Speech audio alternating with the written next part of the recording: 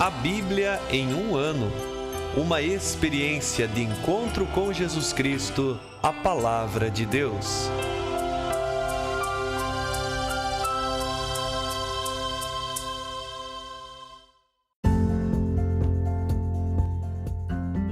Olá, eu sou Yuri, seminarista da Diocese de Ponta Grossa, Paraná. Você está ouvindo o podcast A Bíblia em um ano. Usando um plano de leitura cronológico, vamos ler a Bíblia inteira em 365 dias, descobrindo como a história da salvação se desdobra e se atualiza em nossas próprias vidas e na vida da Igreja. Estamos usando a Bíblia Católica com a tradução oficial da Conferência Nacional dos Bispos do Brasil. Você pode baixar o plano de leitura completo por meio de um link que você encontra na página do Instagram abiblia.emumano ou no facebook.com/seminariopg. Inscreva-se nesse podcast por meio da plataforma que preferir para receber as notificações diárias dos novos episódios.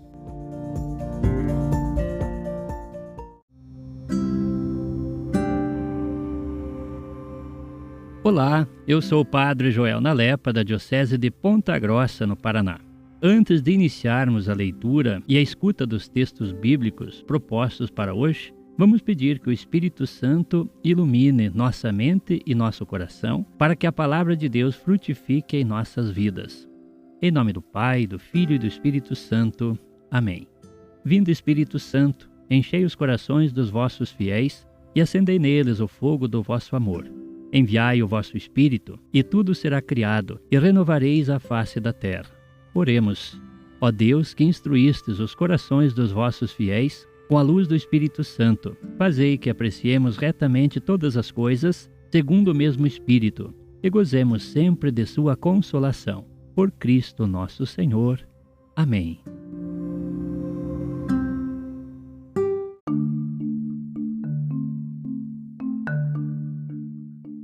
Estamos no dia 29 do nosso podcast A Bíblia em um ano. Leremos hoje do Gênesis os capítulos 39 e 40, onde veremos a continuação da história de José no Egito.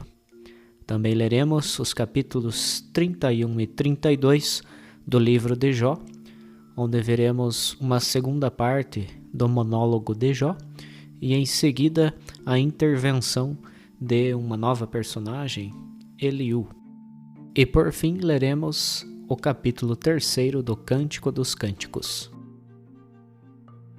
Gênesis capítulo 39. José foi levado para o Egito. Potifar, um egípcio, eunuco do faraó e chefe da guarda do palácio, comprou-o dos ismaelitas que o tinham levado para lá. Mas o Senhor mostrou estar com José, e ele se tornou um homem bem-sucedido. Ele permanecia na casa de seu amo egípcio. Seu amo notou que o Senhor estava com ele e que tudo quanto empreendia, o Senhor o fazia prosperar em sua mão. Assim, José encontrou graça a seus olhos e tornou-se seu administrador. O amo o pôs à frente de sua casa, confiando-lhe tudo o que era seu.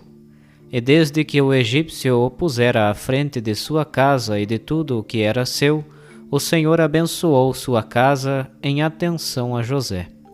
A bênção do Senhor estava sobre tudo o que era seu, em casa e no campo. Potifar deixou tudo o que era seu aos cuidados de José, e doravante não lhe pedia conta de nada, a não ser de sua própria alimentação. Ora, José tinha belo porte e boa aparência.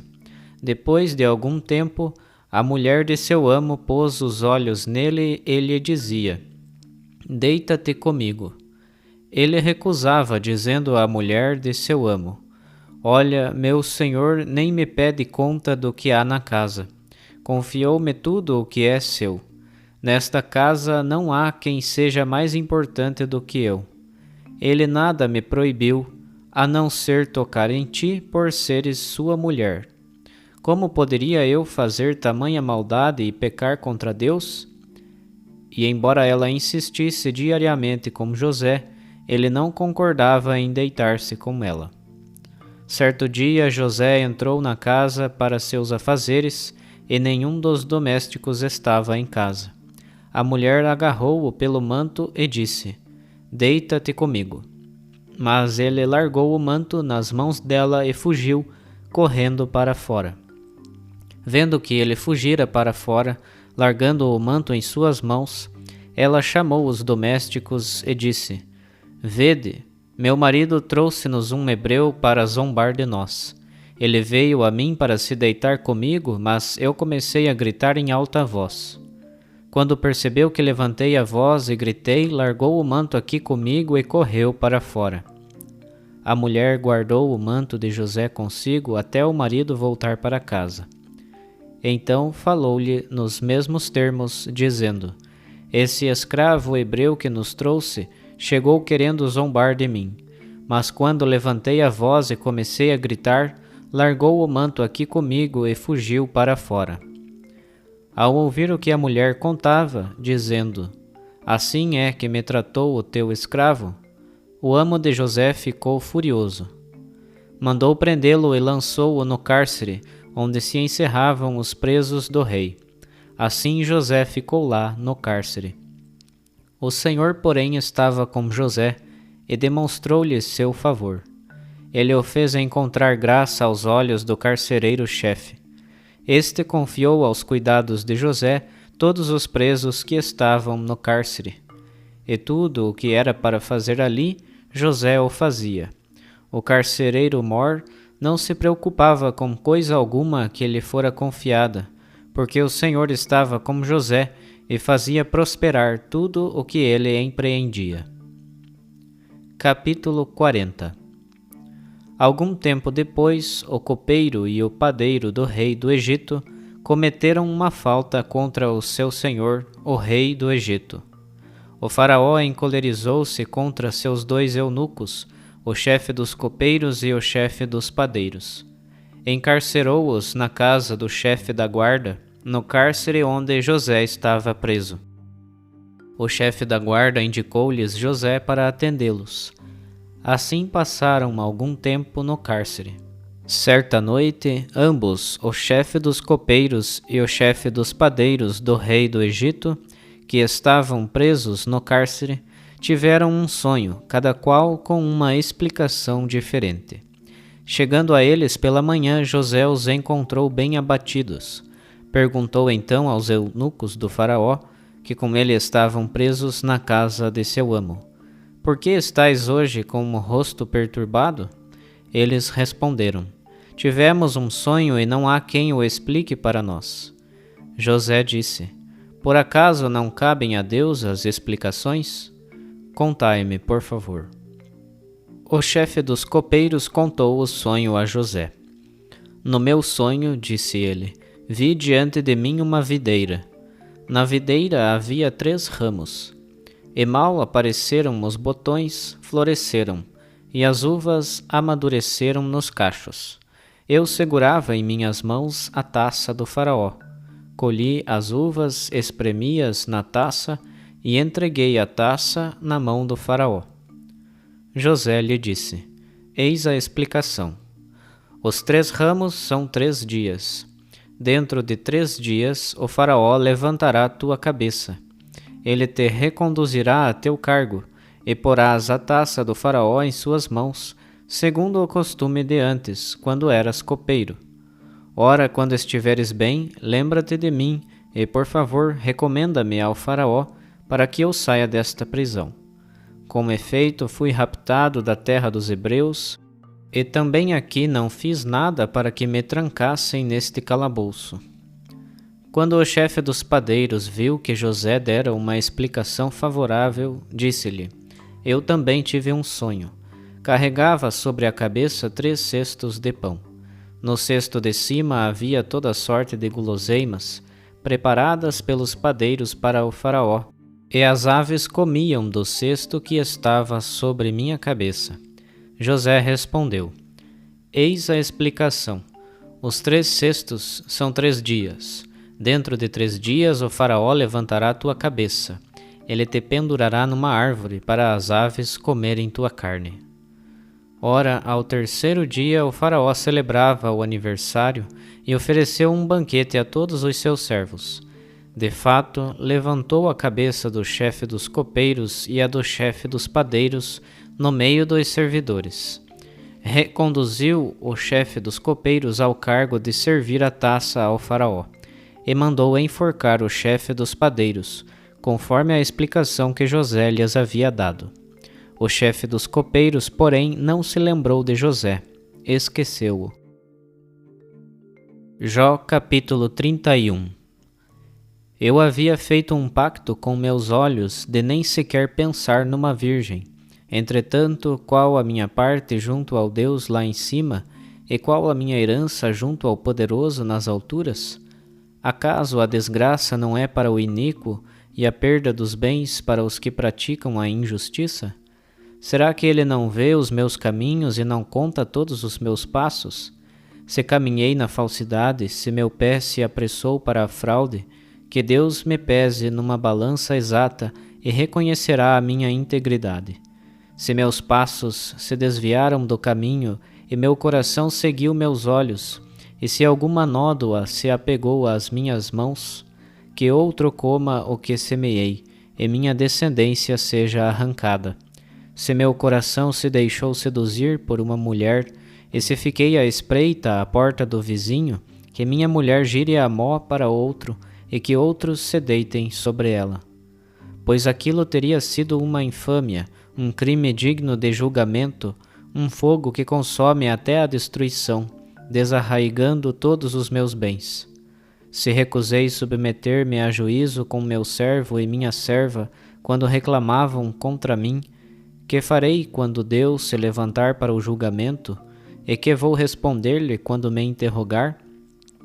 Quem me formou no ventre materno também não formou meu servo? Ele nos formou a ambos nas entranhas. Se neguei aos pobres o que eles queriam e fiz desfalecerem os olhos da viúva, se comi minha fatia de pão sozinho sem reparti-la como órfão, pois Deus desde minha infância me elevou e desde o ventre de minha mãe me guiou, se desprezei a quem definhava por não ter roupa e a um pobre sem cobertor, se não me agradeceram os seus ombros por serem aquecidos com a lã de minhas ovelhas, se levantei a mão contra o órfão ao ver que eu tinha apoio no tribunal, então que meu ombro se desloque da clavícula e meu braço se desconjunte. Sim, porque o castigo de Deus seria o terror para mim, e eu nada poderia fazer diante da sua grandeza. Se pensei que o ouro era minha segurança, e disse ao metal precioso, és minha confiança. Se me deliciei com minhas grandes riquezas, e porque minhas mãos alcançaram muitas coisas, se olhei em adoração para o sol resplandecente ou para a lua que caminha na sua claridade, se meu coração me seduziu secretamente e mandei beijos com a minha mão, tudo isso seria uma iniquidade digna de julgamento, pois eu teria renegado ao Deus do alto. Por acaso alegrei-me com a ruína de quem me odiava e fiquei feliz com a desgraça que o atingiu? Pois nunca permiti que minha boca pecasse, exigindo com pragas a morte de ninguém. Não disseram os que moravam na minha tenda, a quem ele não deu carne com fartura? Na verdade, o estrangeiro não pernoitou ao relento, e a minha porta permaneceu aberta ao viajante. Se, como um ser humano, escondi o meu pecado, ocultando no peito a minha iniquidade, se fiquei com medo da grande multidão e o desprezo dos parentes me atemorizou a ponto de manter-me calado sem sair da minha porta, quem me apresentaria a alguém que me escutasse? É isso que assino, que me responda o poderoso. Quanto à acusação redigida por meu adversário, eu a carregaria sobre os ombros e a cingiria como um diadema. A ele eu daria conta de meus passos e dele me aproximaria como de um príncipe. Se clama contra mim a terra que eu possuo, e se com ela choram os seus sulcos, se comi de seus frutos sem pagar e se afligi os que a lavraram, que me nasçam espinhos em vez de trigo, e erva daninha em lugar de cevada. Aqui terminam as palavras de Jó. Capítulo 32. Aqueles 3 homens não responderam mais a Jó, porque ele teimava em considerar-se justo. Então inflamou-se a ira de Eliú, filho de Baraquel, de Bus, da família de Ram, indignando-se contra Jó, pelo fato de ele proclamar-se justo diante de Deus. Indignou-se também contra seus 3 amigos, porque não acharam resposta, mas somente condenaram Jó. Por isso, Eliú esperou que Jó terminasse de falar, pois os que tomavam a palavra eram mais velhos do que ele. Mas, ao ver que os 3 não conseguiam responder devidamente, encheu-se de indignação. Afinal, interveio Eliú, filho de Baraquel, de Bus. Sou jovem ainda, e vós sois idosos. Por isso, intimidado, não me atrevia a expor-vos o meu parecer. Dizia eu, a idade falará, os anos ensinarão a sabedoria. Mas, pelo que vejo, ela é um espírito no ser humano, e a inspiração do poderoso é que dá a inteligência. Não é a idade que torna sábio, nem são os anciãos que entendem de julgamento. Por isso eu digo, ouvi-me e vos mostrarei, também eu, minha sabedoria. Esperei enquanto faláveis, apliquei o ouvido à vossa prudência enquanto investigáveis. Esforcei-me por entender-vos. Como vejo, porém, não há quem possa contradizer a Jó, nem dentre vós quem responda às suas palavras. E não digais, nós é que encontramos a sabedoria. Foi Deus quem o rejeitou, não um homem. Quanto a mim, não preparei palavras, nem responderei com vossos argumentos. Estão com medo e não respondem mais. Ficaram-lhes faltando as palavras. Portanto, uma vez que esperei e não falaram, pararam e não mais respondem, apresentarei eu a minha resposta e mostrarei o meu conhecimento. Estou repleto de palavras e sinto o Espírito comprimir-se em meu peito. Meu interior é como vinho fermentado sem respiradouro, faz rebentar até os odres novos. Falarei, pois, para desabafar um pouco. Abrirei meus lábios e responderei. Não farei acepção de pessoas e não vou bajular ninguém. Por sinal, não sei bajular, e se eu fizesse, meu Criador logo me arrasaria. Cântico dos Cânticos, capítulo 3. Em meu leito durante a noite procurei o amado de minha alma, procurei-o e não o encontrei. Vou, pois, levantar-me e percorrer a cidade, pelas ruas e pelas praças, procurando o amado de minha alma. Procurei-o e não o encontrei. Encontraram-me os guardas que faziam uma ronda pela cidade. Acaso vistes vós o amado de minha alma? Pouco depois de ter passado por eles, encontrei afinal o amado de minha alma. Segurei-o e não o soltarei, até que o introduza na casa de minha mãe, no aposento daquela que me concebeu. Eu vos conjuro, mulheres de Jerusalém, pelas corças e gazelas dos campos, que não desperteis nem façais acordar a amada até que ela o queira. Que é isto que sobe pelo deserto como leve coluna de fumaça, exalando incenso e mirra e toda espécie de pó aromático? É a liteira de Salomão.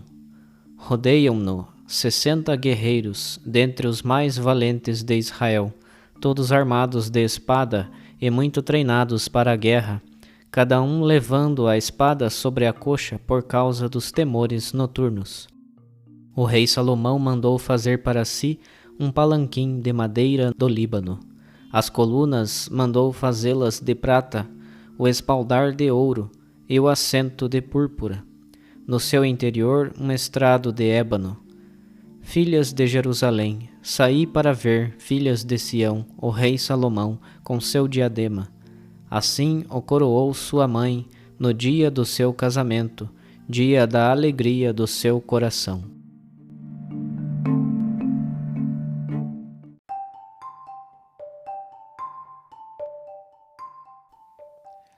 Olá, eu sou o Padre Tiago Engenchac, Padre Diocesano da Diocese de Ponta Grossa, no Paraná.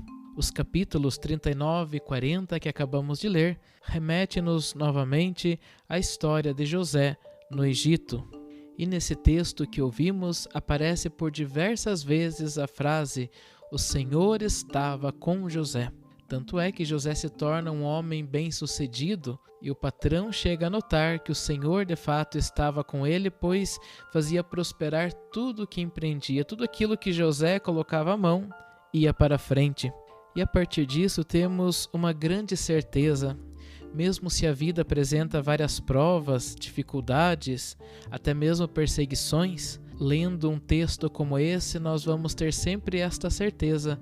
Assim como o Senhor estava com José, e olha que José sofreu bastante, foi maltratado pelos seus irmãos, foi vendido como escravo para o Egito, mas mesmo assim, vemos que o Senhor sempre estava com ele.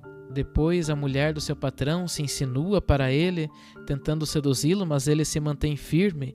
E depois, mais uma vez, sofre as consequências disso, pois esta mulher inventa uma calúnia contra José e agora de escravo passa a ser encarcerado.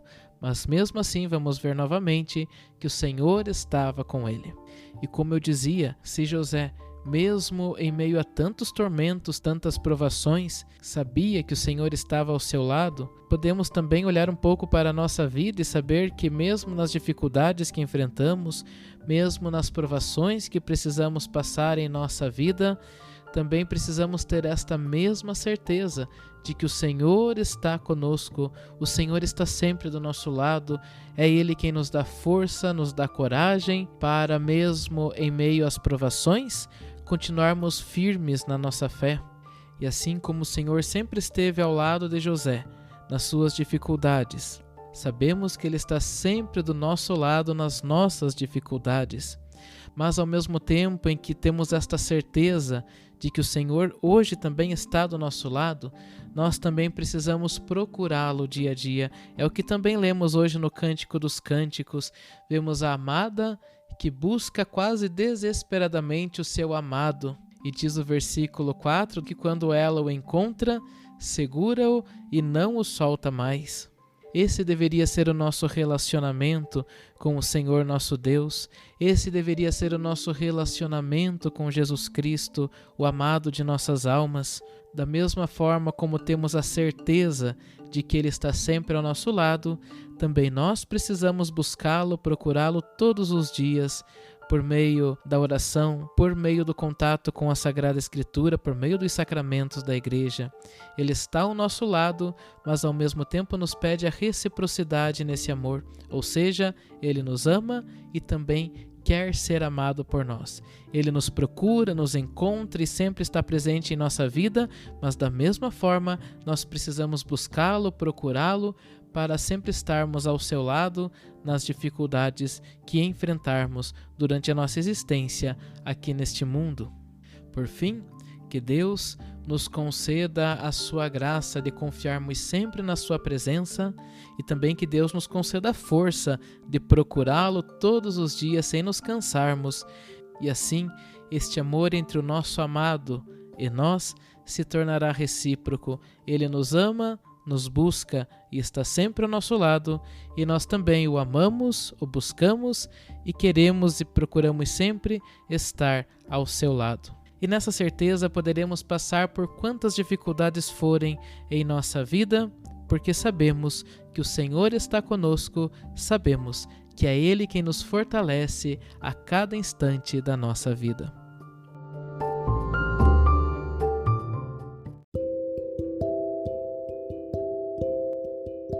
Querido irmão, querida irmã, após a leitura e a meditação da Palavra de Deus contida na Sagrada Escritura, peçamos que o Espírito Santo inspire as nossas ações a partir do mistério de Jesus Cristo, o Verbo encarnado. Oremos. Ó Deus, concedei ao vosso povo alimentar-se cada vez mais da vossa palavra e nela encontrar a fonte da vida. Por nosso Senhor Jesus Cristo, vosso Filho, na unidade do Espírito Santo. Amém. Quem vos fala é Dom Sérgio Arthur, bispo da Diocese de Ponta Grossa, no Paraná. desça sobre vós a bênção de Deus Todo-Poderoso, Pai e Filho e Espírito Santo. Amém.